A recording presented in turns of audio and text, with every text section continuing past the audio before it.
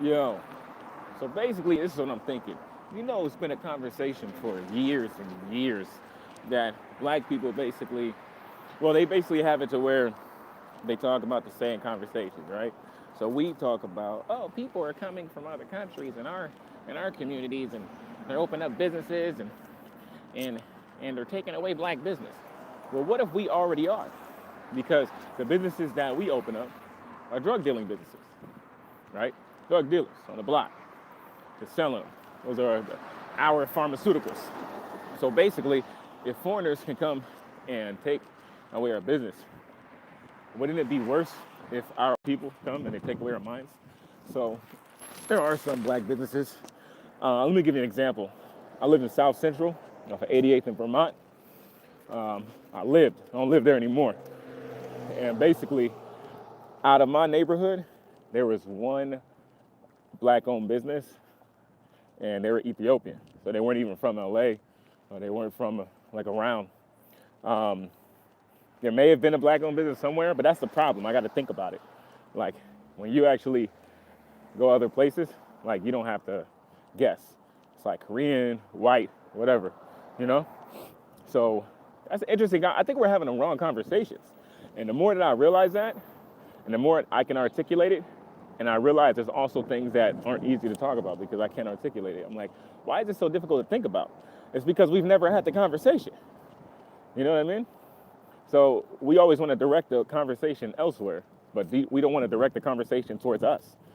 Like, for example, where is the self-talk?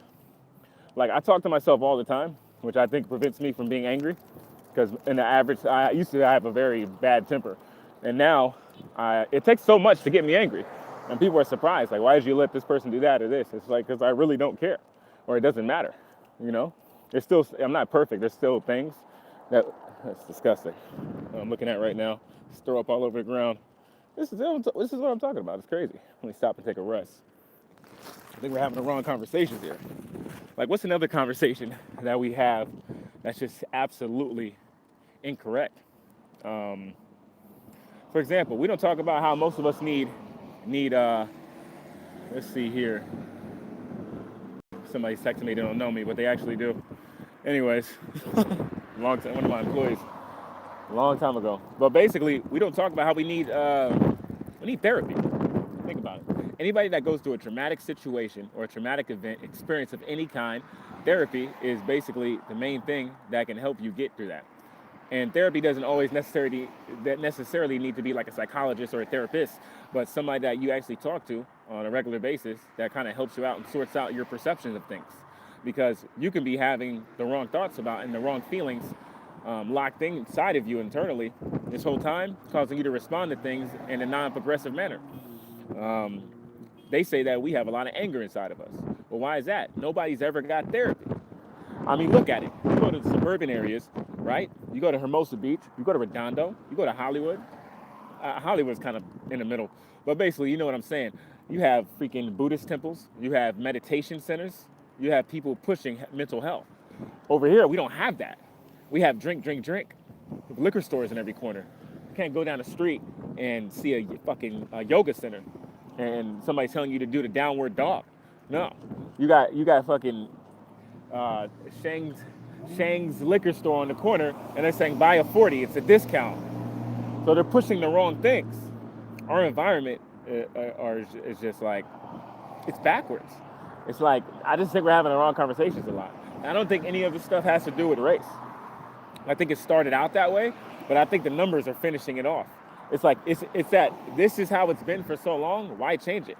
The liquor companies are marketing like this very inexpensive liquor that fucks you up in our neighborhoods, along with other neighborhoods, but it's more so over here. You can do it. You can pull up a map on lacitydata.com. Like it's just the numbers. It is what it is. It's obvious that it was set up a certain way, but to this point, it's more of like, what are you gonna do about it? Because it's not even like we're people anymore. It's just the numbers. It's like if we sell the most liquor here, we sell the most drugs here, we sell the most construction here, we sell the most anything here, we're gonna stick with that because it's been this way and it's not gonna change and it serves as the most profitable. It's business. So at the end of the day, it's not even about race anymore. It's about who's profiting and who's making the most based on what you're doing and where you're at. You know, where's the demand at? If the demand keeps coming from this situation, no matter how it came about, then obviously you need somebody to fulfill that demand. There's a car lot right here, right? People are obviously buying cars here, or trying. So if they stop demanding cars over here, do you think they're going to be here? No, they're going to go somewhere else. It's the same thing we need to do as a community.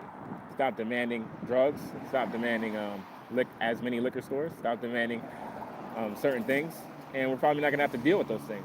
But there's subconsciously inside of us, because there's no therapy to kind of resolve our issues. We want these things because we use them as a coping method to suppress the pain inside of us.